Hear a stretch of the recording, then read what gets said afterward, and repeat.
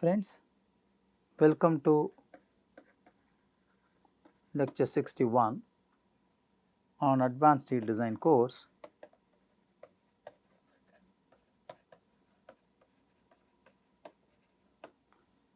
We will continue to discuss blast resistant design. I will say this is 4.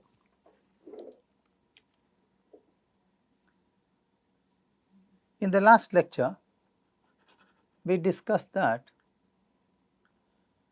the blast loading general arrangements of a rectangular building, and we understood that the blast wave travels horizontally from left to right, and when it travels, it starts imposing reflected and back face overpressure waves all around the circumference of the building. Having said this,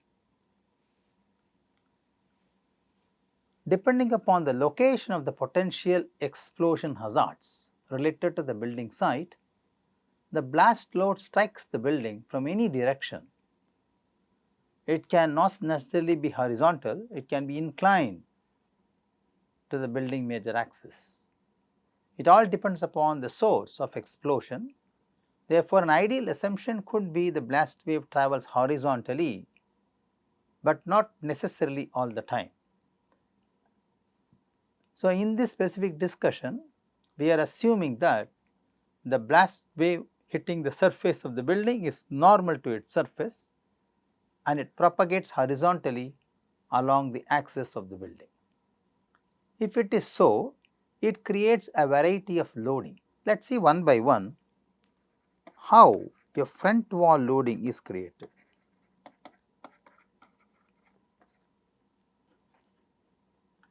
Front wall in sense is the wall which faces the explosion source.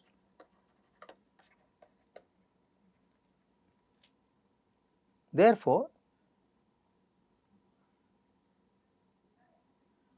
the wall facing this explosion source will receive reflected overpressure.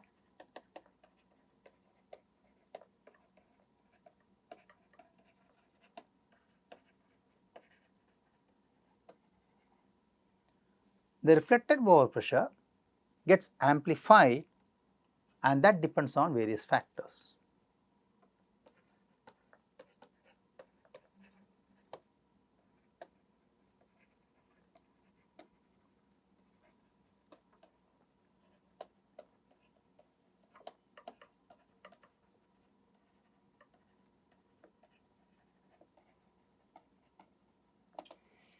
Let us see what are these factors. It depends on angle of incidence of the blast wave, which is indicated as alpha. It also depends on what is called as the rise time, which is Tr. It also depends on the side-on overpressure pulse.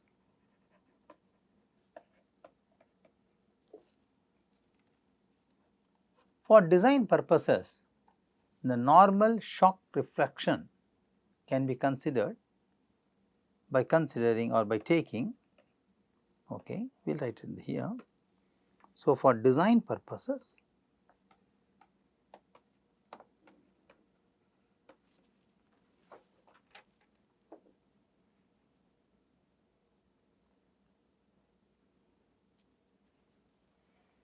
the normal shock reflection condition could be alpha 0 and Tr 0. Okay, they are generally assumed.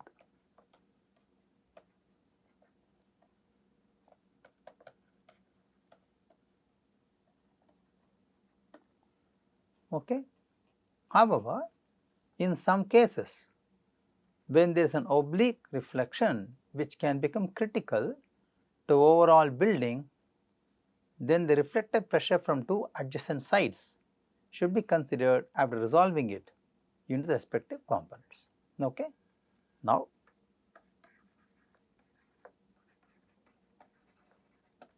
the reflected overpressure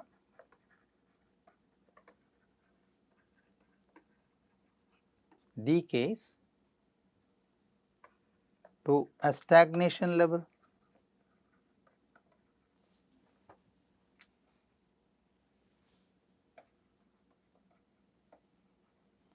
We call this stagnation pressure as PS.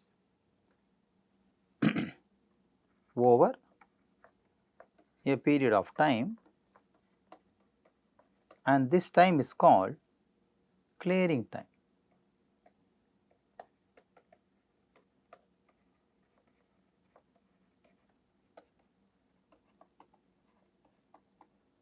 Indicated as Tc.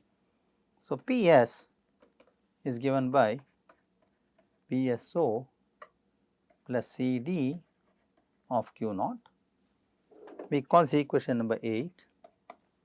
We are continuing the equation number from the previous derivation, and the clearance time Tc is given by 3s by u, which is always less than Td, okay, where s is the clearing distance.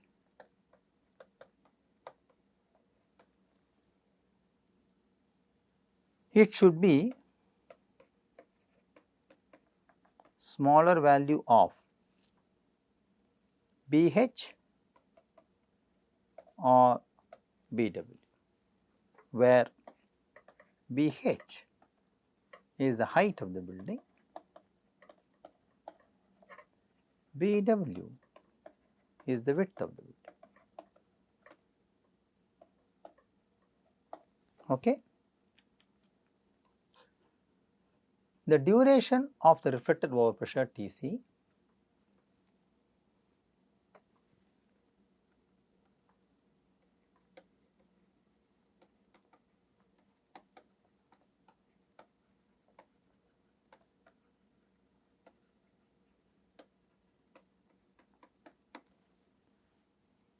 should not exceed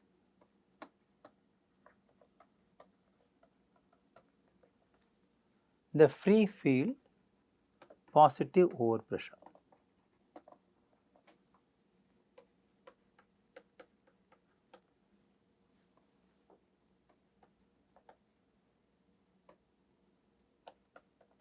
Td. So, mathematically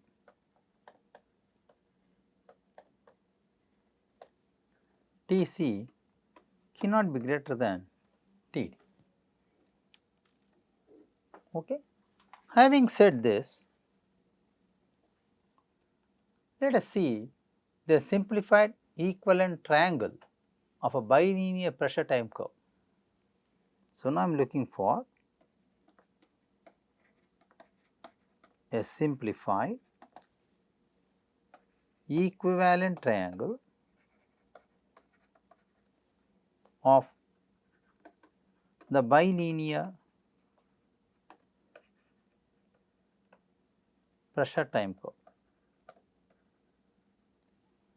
which I am drawing here.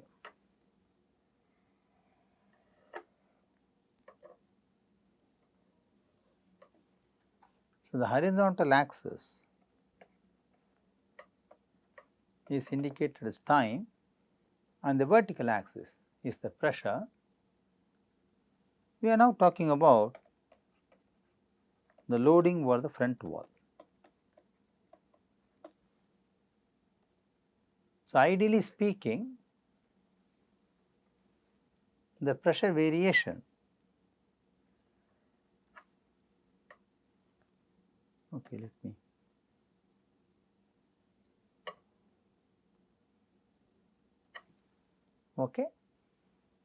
So, this is what I call as Td, and this particular time is called the clearing time. Let us project this, and this is what we call as Ps and this is Pr.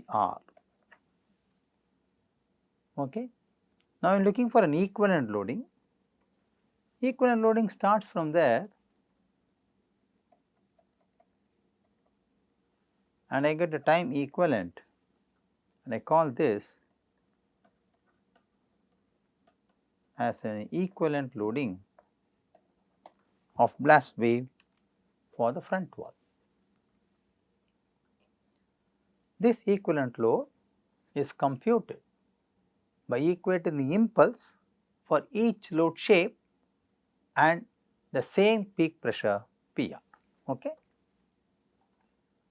The impulse IW under the bilinear pressure time curve is given by the following relationship.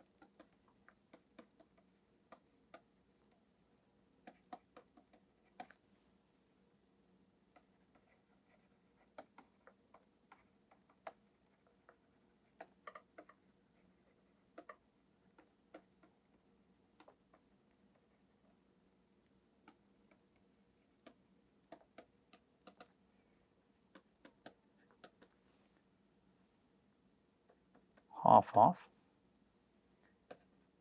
PR minus PS into TC plus half of PS into TD. Let me call this equation number 10. Now, by equating the impulse for each load shape and use the same peak pressure PR, I can find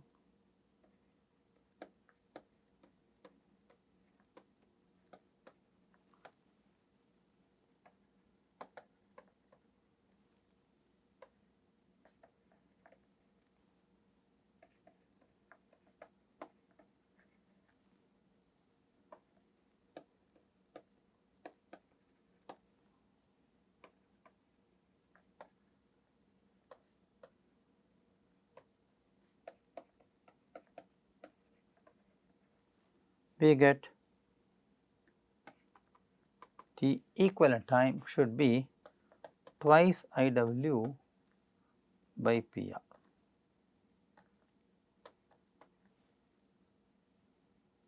Which is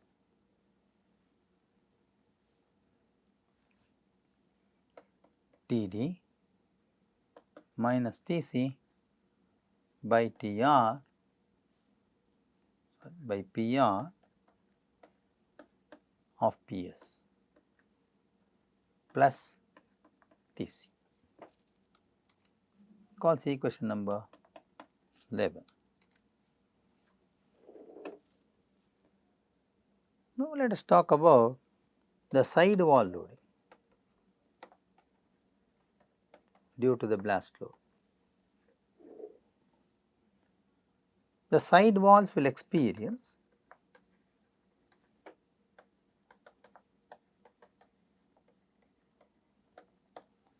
less blast load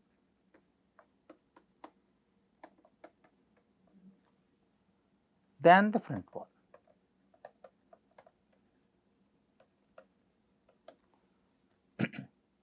This is due to lack of overpressure reflection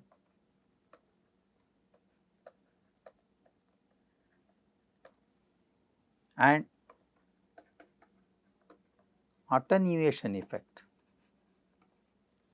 of the blast wave. You know friends, attenuation is a property of variation of any subject with respect to distance. Okay. So, attenuation effect is decay of the blast wave with distance propagated by the blast wave from the explosion source. Okay. As the blast wave travels along the length of the structural member, the peak oversight on pressure will not be applied uniformly. Okay. As blast wave progresses.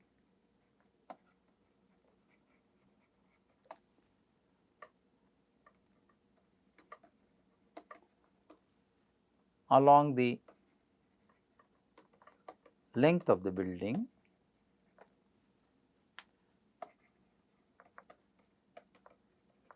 peak side on overpressure changes. It does not remain same. We have seen that yesterday. If I have a building with respect to time, it changes. Okay? So, it not be applied uniformly.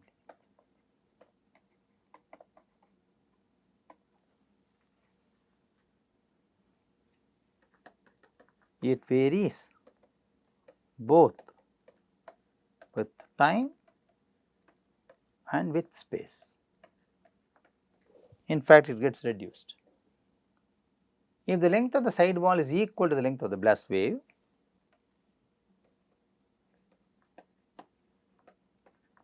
for a specific condition, length of the sidewall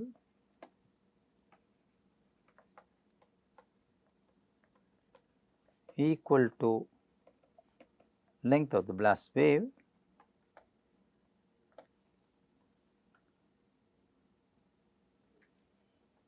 then the peak side on overpressure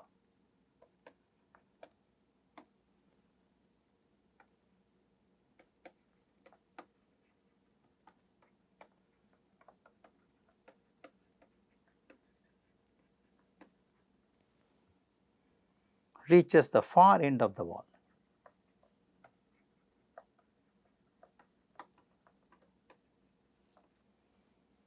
Okay? In that case, the overpressure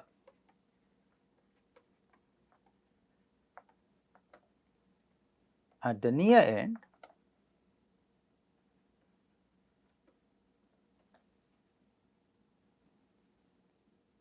turns to be ambient. Okay?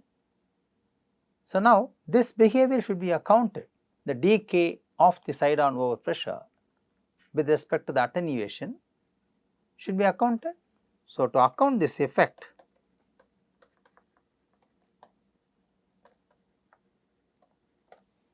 the reduction factor is used.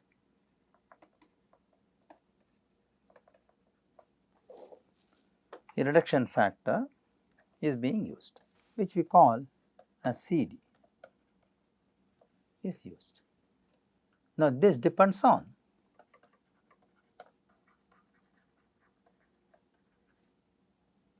the length of the structural element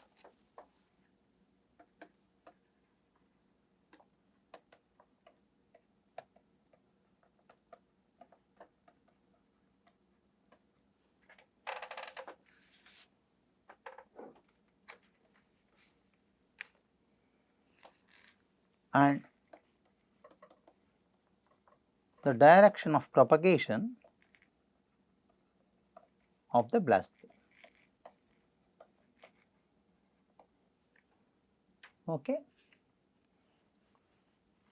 So, for the side walls,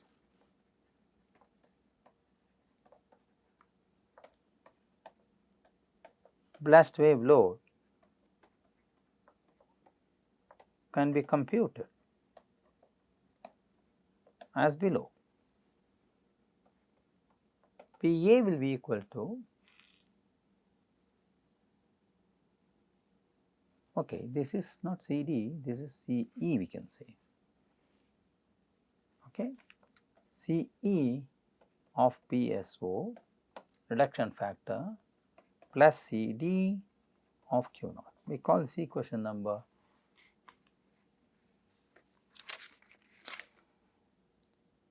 12. We know PA is effective side on overpressure.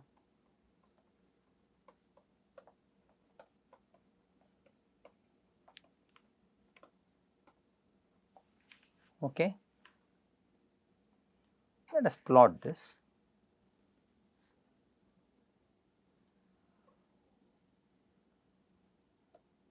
if this is time versus pressure,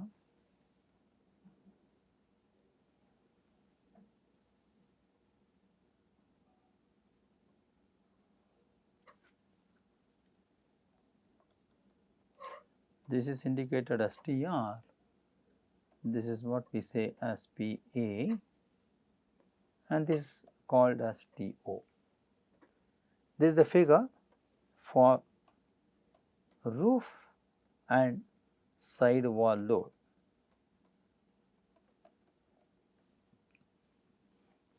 Okay. Having said this, the sidewall load has a rise time equal to that of as shown in the figure.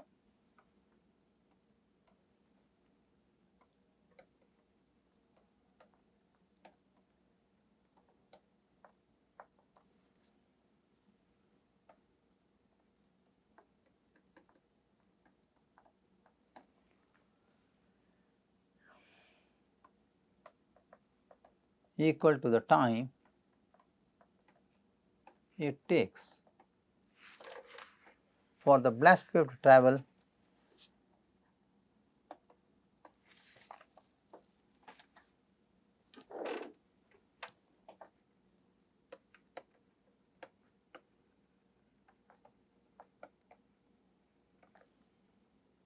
across the element.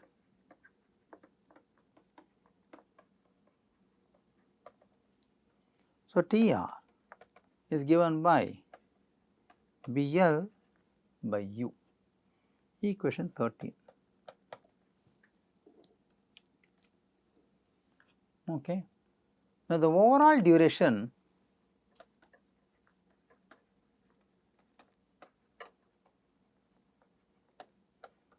TO is equal to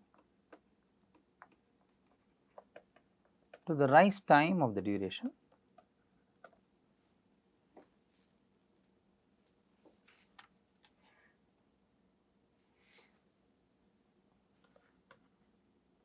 plus the duration of the free field side on overpressure.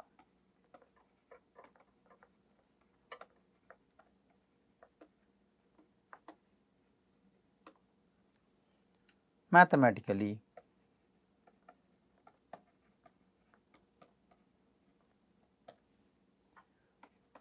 TO will be TR plus TD, equation 14.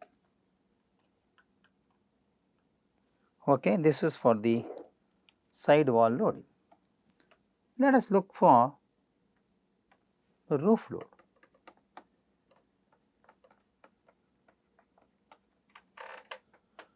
For a building with blast roof, flat roof, let us consider a building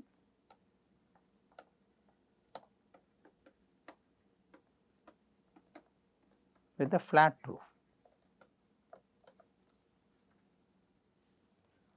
So, in such cases,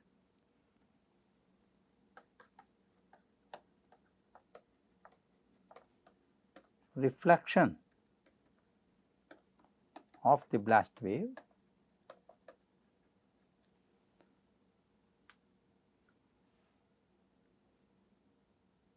does not occur as the blast wave travels horizontally.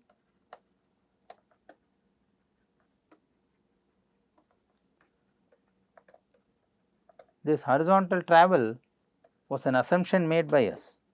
Okay. Therefore,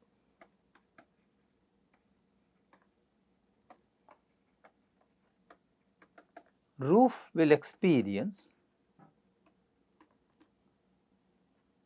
side on overpressure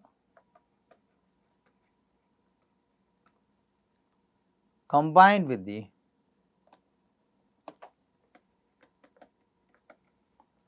dynamic wind pressure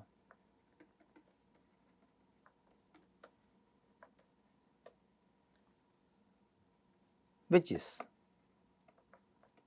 same as that of the sidewalls.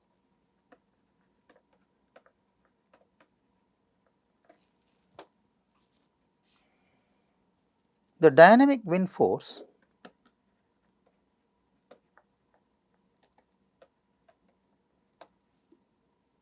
on the roof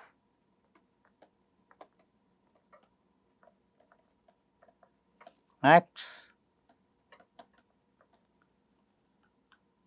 in the opposite direction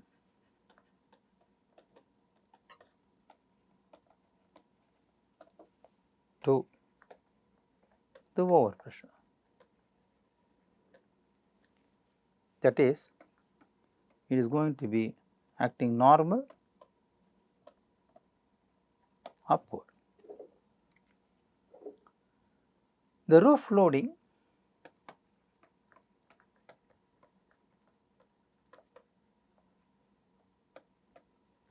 depends on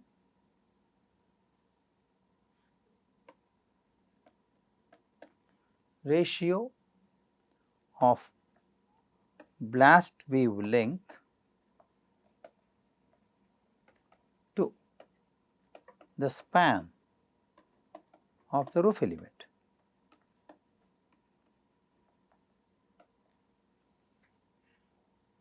That is the first factor. The second factor, orientation of the roof with respect to the direction of the blast wave. Ideally speaking, we assume it is horizontal, but not necessarily it need to be horizontal. Okay. Let us now talk about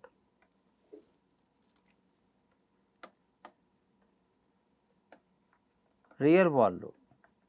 Friends, we have seen the front wall, side wall, the roof, now the rear wall. The rear wall load is used only to determine the net overall loading on the frame.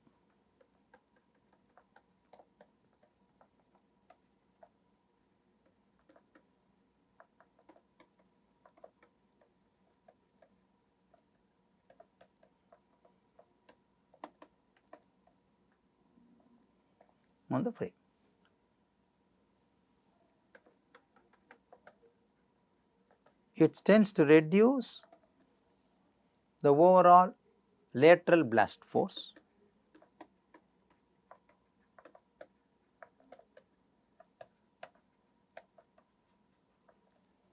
The rear wall effects are neglected for buildings where the blast loads could occur from any direction. If blast loads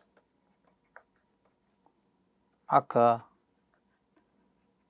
from different directions,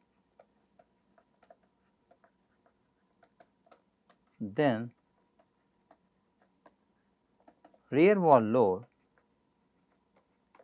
is neglected. The rear wall blast load lags that of the front wall. So, the blast load on the rear wall lags with respect to the front wall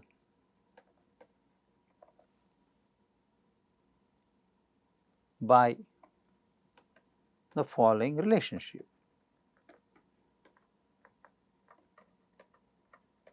Which is equal to BL by U. Time for the blast wave to travel, the length of BL of the building. Okay. Essentially, this will be the time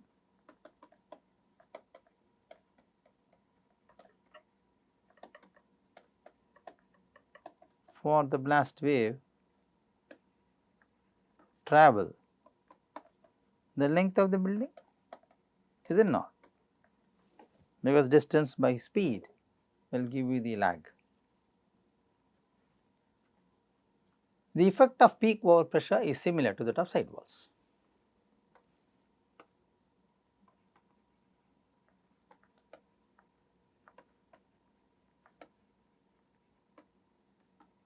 On rear walls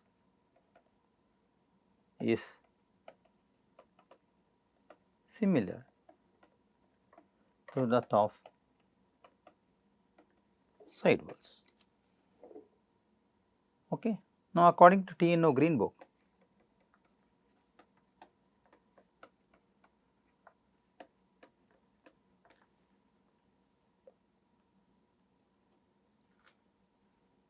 we have this figure.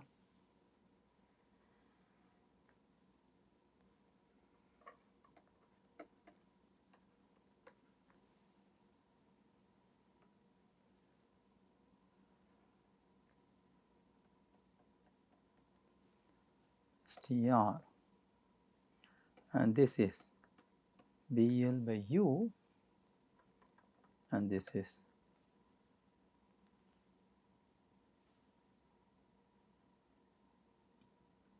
PO. Okay. Now, the rise time of the positive phase, that is this, isn't it? The rise time is given by 4s by U, this is T naught. The overall duration is Td, and Tr is given by Bl by U plus 4s by U.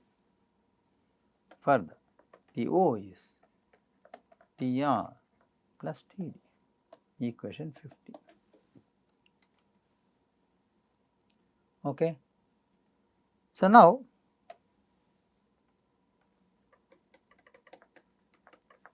according to UFC 34002 code,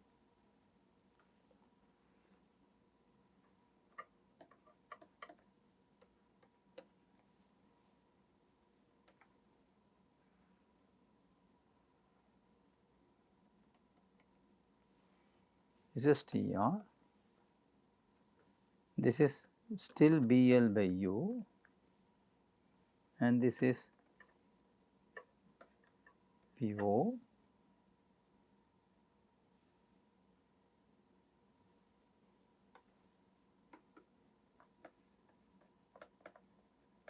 the positive phase rise time is S by U,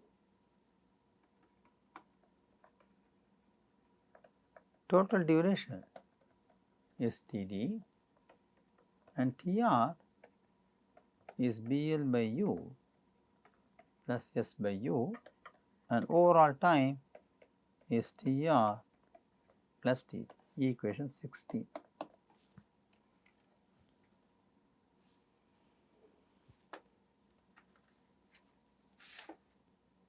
Okay. This got very interesting reference, friends. UFC 34002 is the code for structures to resist the effects of accidents,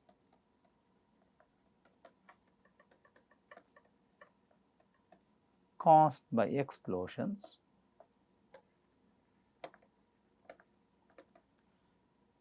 okay, unified facilities criteria 34002, US Department of Defense,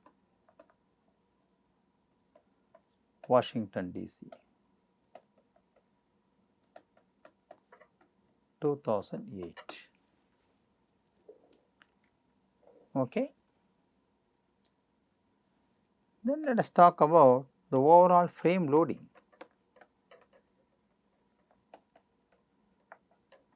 Under the blast wave, frame of the entire building will be experiencing diffraction load.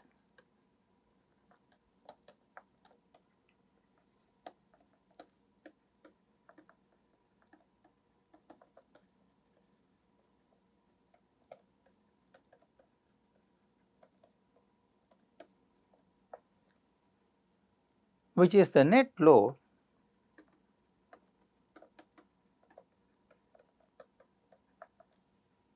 on the front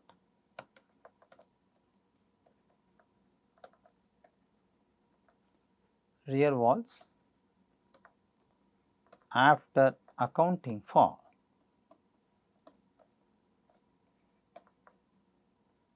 the time lag.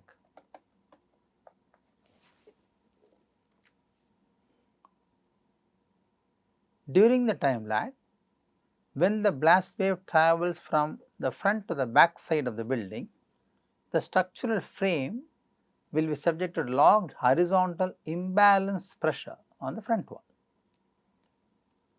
After this passes away, the front wall loading is partially offset by the rear wall loading.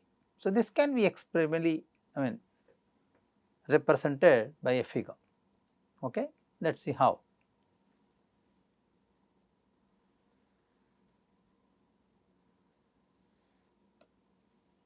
So, this is time, speed. Let us say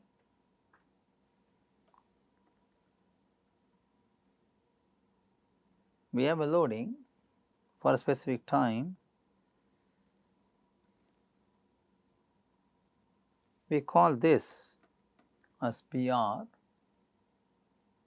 and this as TC. Let us extend this slope and call this as PS plus CD of Q naught.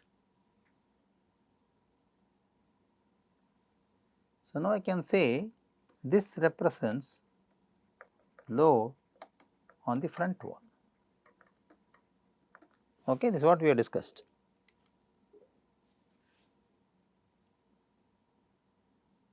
When we talk about the load on the rear wall,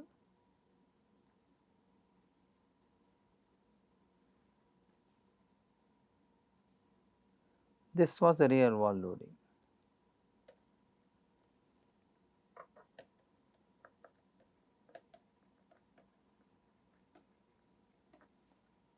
Okay.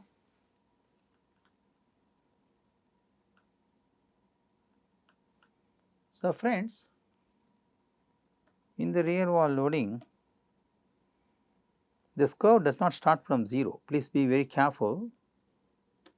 This starts from BL by U. Okay. Okay, let me change this. It starts from BL by U. Okay. So, we call this as time T2. This is load on the rear wall. Okay. And we know very well this is going to be BL by U. So, now the net force is going to be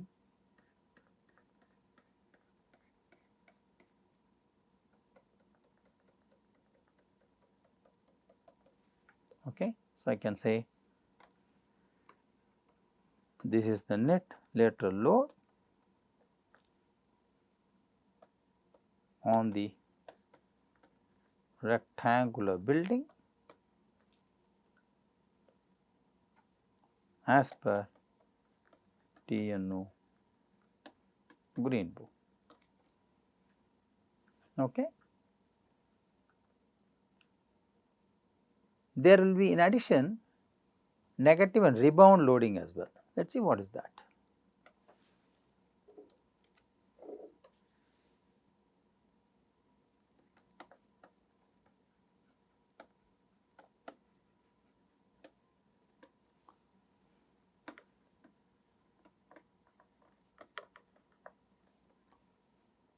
Due to the negative phase, the building components will experience blast load effects opposite to the direction of primary load. It also occurs due to the rebound of the structural members and its components from the inertial effects. Okay. So, negative pressure forces are generally ignored since they are negligible. However, the structural component should be adequately detailed to perform satisfactorily for the rebound effects. So, the negative effects,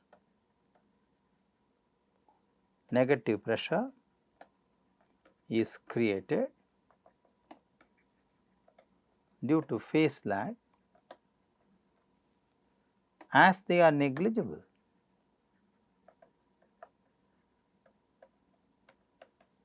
they are ignored. Rebound effects, rebound loads are created due to the structural characteristics, and they should be designed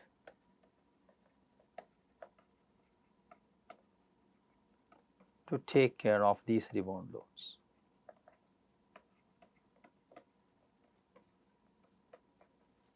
Okay. There is something called leakage pressure.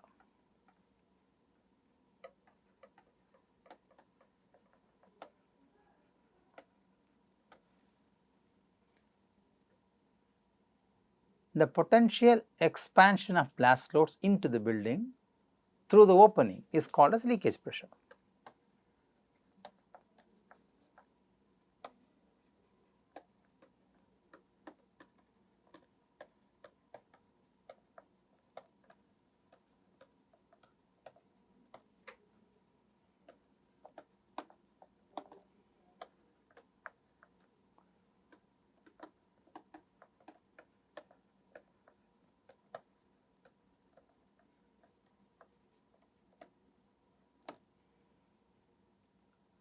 As the blast wave expands through an opening,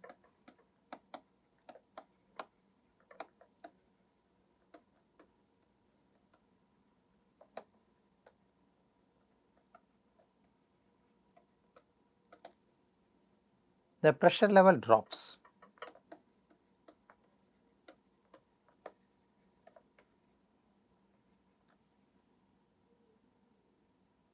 And sudden expansion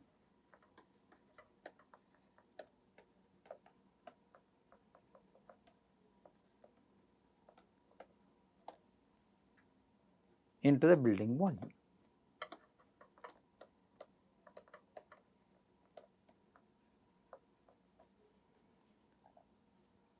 Okay. Let us take an example and illustrate this load estimates for a design.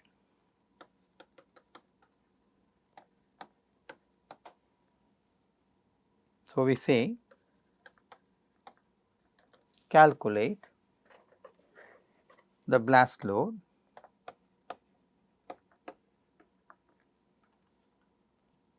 on the building shown below, which is subjected to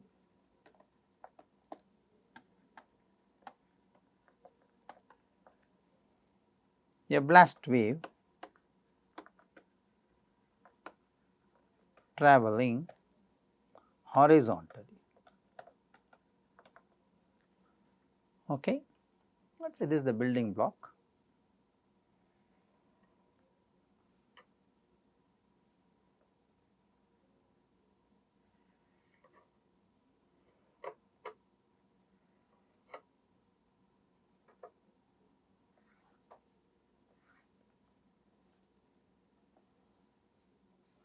Okay.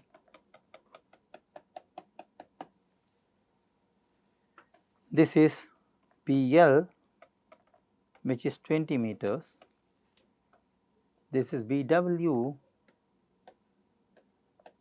which is taken as 30 meters, and this is BH,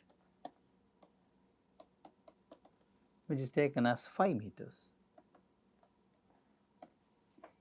Okay. The blast wave is hitting the building like this, assumed to travel horizontally. Now, you know, In this example, the blast wave is applied normal to the longer side of the building. Am I right?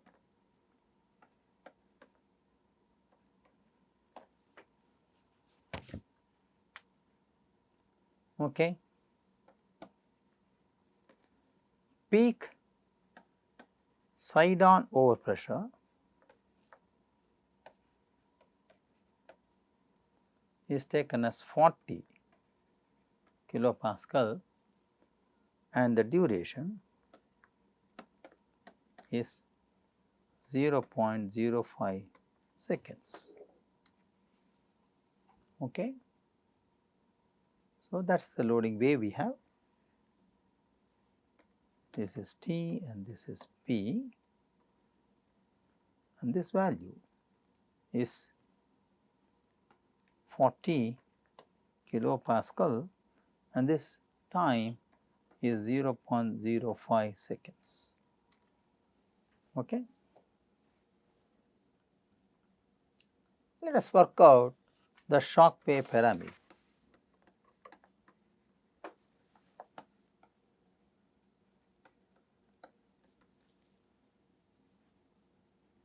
Shock front velocity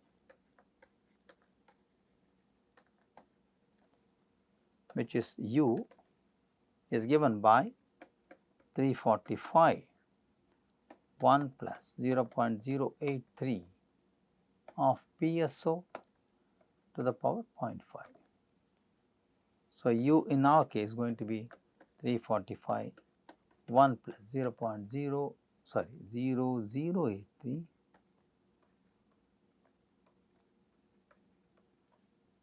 into 40 to the power 0.5, which comes to 398.17 meter per second. Let us work out the length of the pressure wave. So, the length of pressure wave is u into Td, which is 398.17 into 0.05, which comes to 19.909 meters. Peak dynamic wind pressure.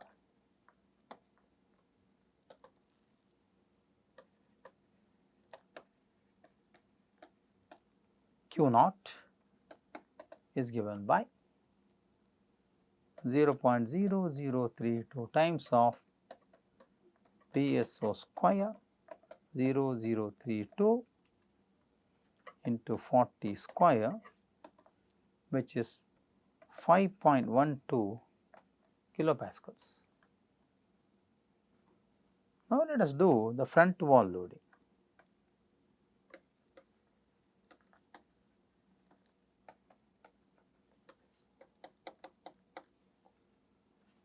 Let us calculate the reflected overpressure, which is given by CR is equal to 2 plus 0.0073 of PSO, which is 2 plus 0073 of 40, which comes to 2.292, and reflected overpressure is CR times of PSO, which is 2.292 into 40, which is 91.68 kilopascals. Let us calculate the clearing distance. Okay. This should be the least of BH and BW by 2, that is least of 5 meters, comma 15 by 2, sorry, so BW is 30, isn't it? that is 15 meters. So, therefore, S is 5 meters, the minimum of these two. Okay. Therefore, reflected overpressure clearing time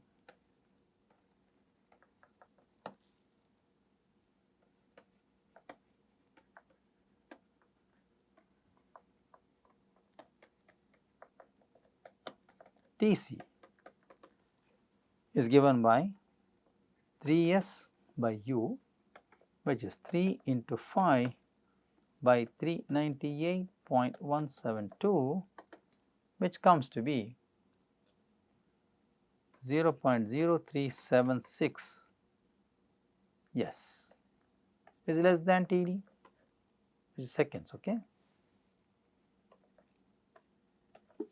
it has got to be lesser than TD, that is a condition, is it not? Take the drag coefficient CD as unity. Okay.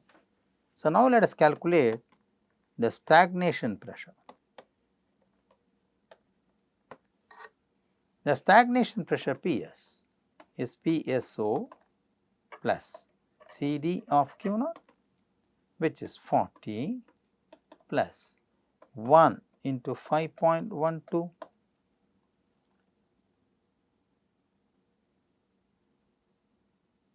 Okay, that is not Q0 we have calculated, isn't it? That is the Q0 we have, right? Yeah. Okay, 5.1, which comes to be 45.12 kilopascal. Okay.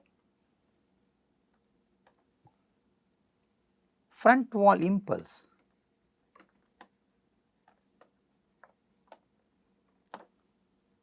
IW will be half of PR minus PS into TC plus half of PS into TD. Let us substitute them. Half of 91.68 minus 45.12 of 0.0376 plus half of 45.12 into 0.05, which gives me 2 kilopascal seconds. Okay. So, if I try to plot this, this is time in seconds and this is P in kilopascals. So, I get this as 45.12 for 0.043 seconds.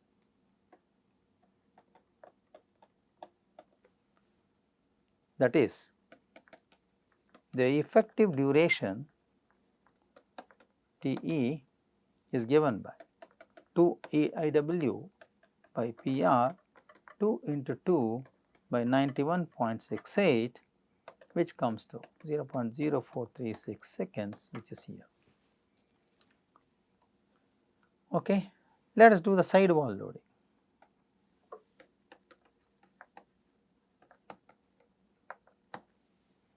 The drag coefficient for the sidewall is minus 0.4. The equivalent load coefficient is going to be LW by L1, which is 20 by 0.3, which is 66.667. So, equivalent overpressure is given by CE into PSO plus CD into QO, which is 1 into 40 plus minus 0.4 into 5.12, which comes to 37.952 kilopascal. The rise time is calculated as L1 by U, which is 0.3 by 398.172, which comes to 0.0007 seconds. We can plot this. So, T and P, this value is 0.05 and this is 37.952. Okay. The total duration Td will be now 0.05 seconds. Okay. Let us calculate the roof load.